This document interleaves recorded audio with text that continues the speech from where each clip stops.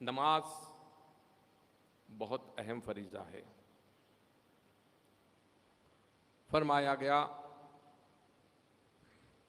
کہ نماز جو ہے وہ جنت کی کنجی ہے،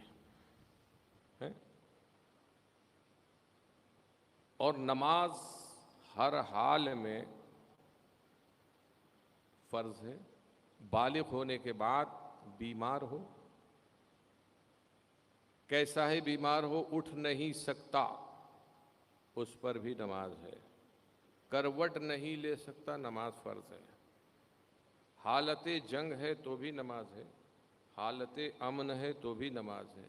فٹ پاتھ پر لیٹا ہو اس پر بھی نماز ہے، محل میں آرام کرنے والے پر بھی نماز ہے، فاقہ کر رہا ہو اس پر بھی نماز ہے، اور جس کو اللہ نے بہترین غذائیں عطا کی ہوں اس پر بھی نماز ہے۔ کسی حال میں کسی پر نماز معاف نہیں ہے۔ حالت جنگ میں بھی ان سچے نمازیوں نے نمازیں ادا کی ہیں۔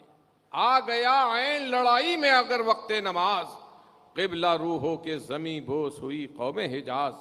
ایک ہی صف میں کھڑے ہو گئے محمود و ایاز، نہ کوئی بندہ رہا نہ کوئی بندہ نوا۔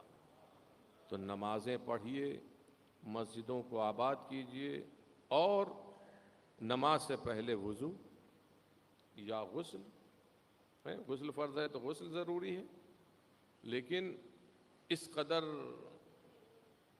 بے راہ روی ہے اور اس قدر دوری ہے، مسائل شرعیہ سے ناواقفیت اس قدر بڑھی ہوئی ہے کہ وضو کا سلیقہ نہیں۔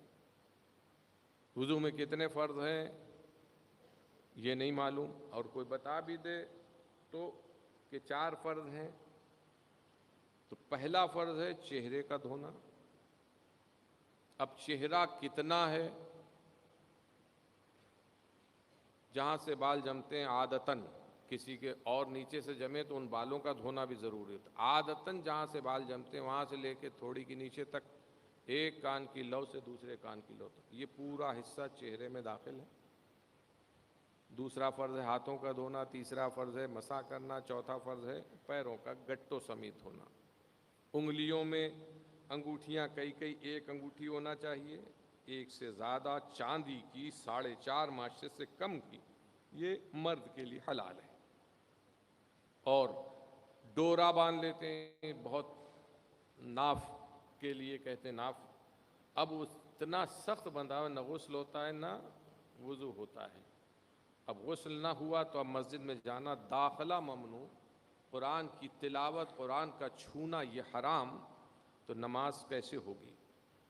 تو کتنی محرومی ہے کہ محنت کر رہا ہے، وضو کر رہا ہے، بھاگ رہا ہے، وقت دکان بند کر کے جا رہا ہے، لیکن وہ سمجھ رہا ہے کہ میں اللہ کی رحمت مجھ پر ہو رہی، لیکن اللہ کی لعنت اور اللہ کا عتاب اس پر ہو رہا ہے۔ غسل صرف آپ پانی سے نہا لیے یہ غسل نہیں ہے، بلکہ مطالبہ ہے شریعت کا کہ پانی کیسا ہونا چاہیے۔